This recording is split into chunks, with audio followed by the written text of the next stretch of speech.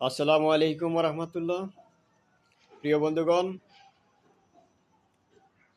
আমাদের যে 10 দলীয় ঐক্যজোট একটি গঠন করা হয়েছে বাংলাদেশ জামায়াত ইসলামীর সাথে, যারা ঐক্যবদ্ধ হয়েছে।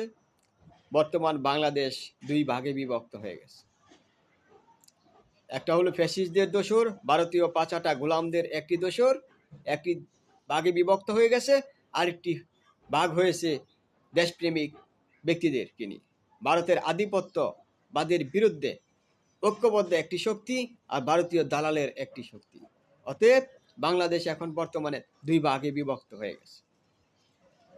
একদিকে হলো চাঁদাবাজ, সন্ত্রাস, ভারতীয় দালাল, ফ্যাসিস্ট, যত সন্ত্রাসী কর্মকাণ্ড আছে তারা সব একদিক হয়ে গেছে। চোর, বাটপার, বদমাইশ, দুশ্চরিত্রা, লম্পট, সবগুলো একদিক হয়ে গেছে। আর দেশপ্রেমিক ইমানদার ব্যক্তিরা একদিক হয়ে গেছে। অতএব বাংলাদেশ এখন বর্তমানে দুই ভাগে বিভক্ত হয়ে গেছে। অতএব যারা এই ভারতের সন্ত্রাসী জঙ্গি ভারতের বিরুদ্ধে যারা মুখ খুলতেছে, প্রতিবাদ করতেছে, তাদেরকে তাদের ফেসবুক, ইউটিউব ডাউন করে দেওয়া হচ্ছে।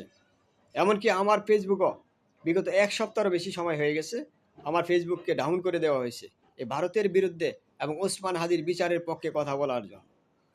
অতএব আমি আপনাদেরকে আহ্বান জানাবো সকলকে ঐক্যবদ্ধ হওয়ার জন্য এবং দেশপ্রেমিক নাগরিকদেরকে ঐক্যবদ্ধ হয়ে দেশপ্রেমিক দলকে বিজয়ী করার জন্য, যারা ইসলামের পক্ষের শক্তি তাদেরকে বিজয়ী করার জন্য।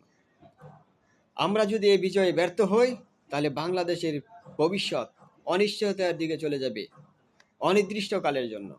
অতএব আমাদের এখনই সুযোগ সকলকে ঐক্যবদ্ধ হয়ে এই সমস্ত ষড়যন্ত্রের বিরুদ্ধে আমাদেরকে রুখে দাঁড়াতে হবে এবং ঐক্যবদ্ধ হয়ে তার বিরুদ্ধে আমাদেরকে মোকাবেলা করতে হবে।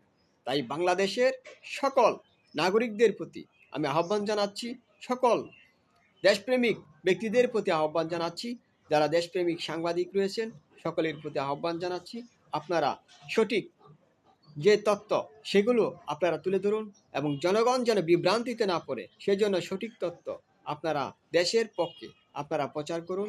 দেশের মানুষকে সচেতন করার লক্ষ্যে আপনারা সংবাদ প্রচার করুন, যেন বাংলাদেশের মানুষ যেন বিভ্রান্তিতে পড়ে না যায়।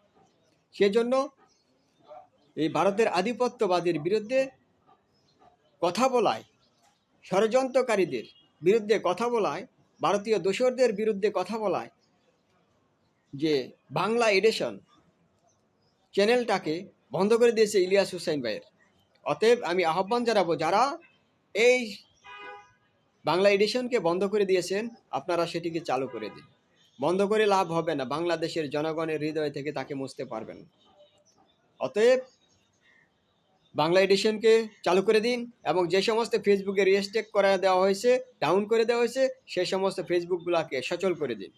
অতএব দেশের পক্ষে কাজ করুন, দেশের মানুষের কল্যাণে কাজ করুন।